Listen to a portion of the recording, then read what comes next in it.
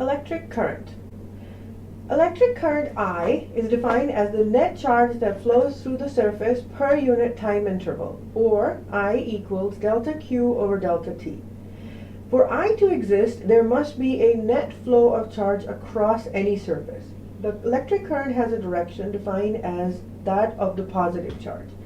Current is a scalar quantity, even though it will have a direction.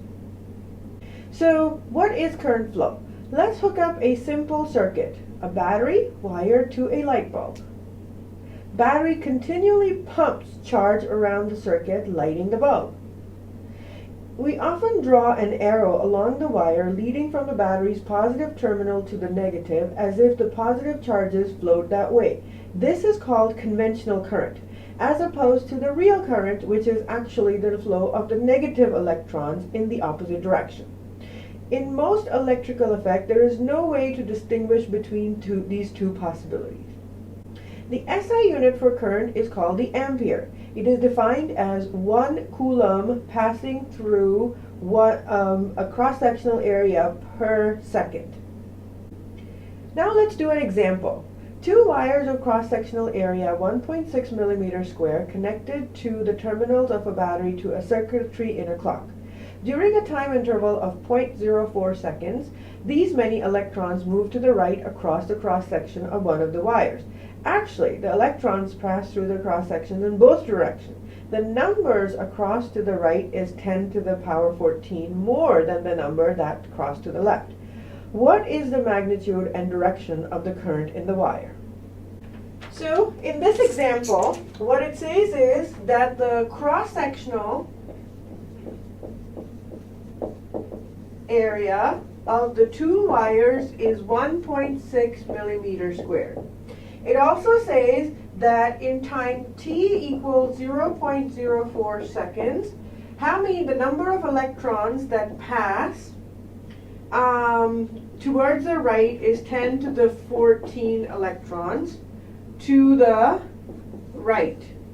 Move through the cross-sectional area. What is the magnitude and direction? So I, magnitude, and direction is what we are looking for. Okay? So as we just talked about, I will be equals to delta Q over delta T. Now how do I find delta Q? Delta Q is the number of electrons passing through the area times the charge on each electron, given by E divided by delta T. Now, N is given as 5 times 10 to the 14, and the charge on each electron is 1.6 times 10 to the minus 19 coulomb, and all of these pass in 0.04 seconds. So that's how you are going to find I. So the magnitude of I is actually equals to 2 milliamps. Now what about the direction? So note what happens. They're saying that the electrons are moving towards the right. And we talked about this in a second ago, that the conventional current is opposite to that of the motion of the electrons. So the conventional current direction will be towards the left. So what actually is current? If you look at the microscopic level, a current in a metal is just the motion of electrons. So in a conductor, they have free electrons. These free electrons are free to move inside the material. So without any force being present on them, their motion is random. They can move wherever they want. However, if an external force is applied to this, they all move in one direction. When they move in one direction, it constitutes what we call a current. Now, what is this force that is applied in order to make them move in a current? That force is called the electromotive force, or EMF. The most common source of EMF is a battery in a circuit. In a biological circuit, heart is a source of the EMF. So what is an electromotive force? So a device that maintains a potential difference between 2 points in an electrical circuit is called the source of electromotive force. Okay? For example, we talked about a battery or heart. So if you were to think about it and take a gravitational analog, it can be equivalent to the work done by a person, this person, to pick this ball up and put it at a higher potential so that it can fall down the viscous medium. Okay, this person is providing the electromotive force in this circuit. This battery is now going to provide the electromotive force, which does work on the charge carriers and maintains a steady current to the device D. EMF of the source is now defined as the work per unit charge. So the amount of work that's required divided by the number of charges that are crossing that path. The SI unit of EMF is joules per coulomb, or also called watts. There are many living instruments that have sources of EMF. One of them, a very common one, is an electrical eel. So what an electrical eel does, it has chemical reaction that gives off, it has biological chemical reaction that give off electricity from it. Current density. Current density is the current per unit area. It is usually represented with a J, and which is equals to I per unit area.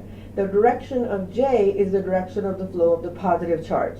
So remember, electrons will flow in the direction of minus J. So in terms of current density, electric current is defined as I equals the sum of J dot delta A. Electrons pass through an area A. The direction of current and of the vector current density J are opposite to the motion of electrons, where A is the element of the surface area. Another very important thing for you to remember is called drift speed.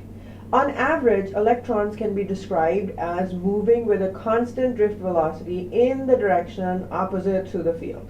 If the length of the conductor is L, cross-sectional area A, and N is the density of electrons, then J will be given by minus E, which is the charge on the electron, and VD, where VD is the drift velocity.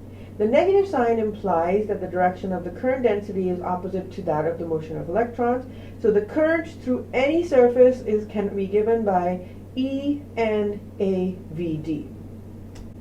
So now let's do an example.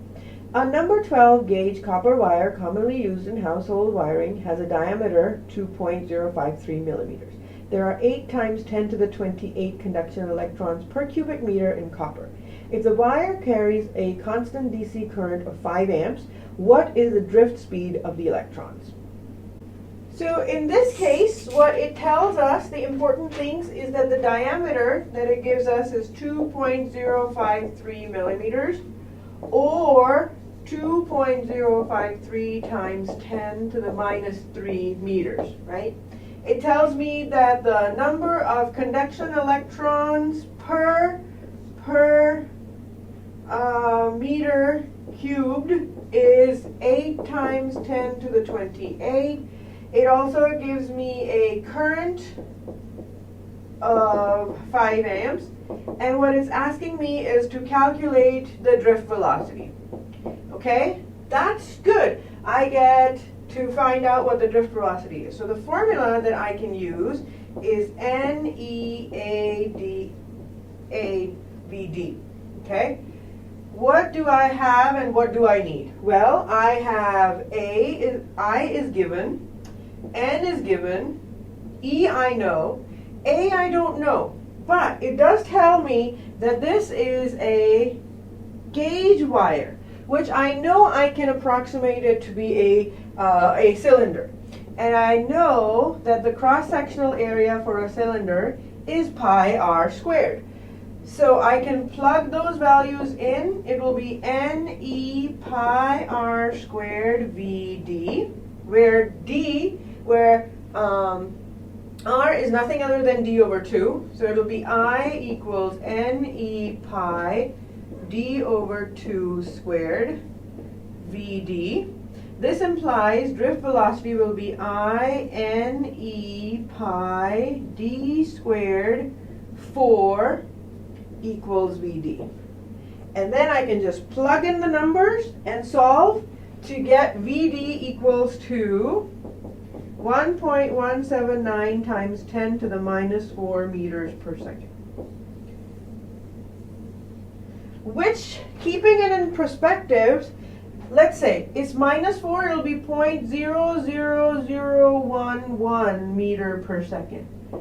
Just a very, very, very, very tiny number. So think about it in terms of actual numbers. For a single electron, it is going to take over 2 hours, approximately, to go 1 meter. But when we turn the light on, it just comes on immediately, right? So the answer to that question is not, a single electron does not go all the way through the wire. So it's basically one electron pushes the other one, and the current flows.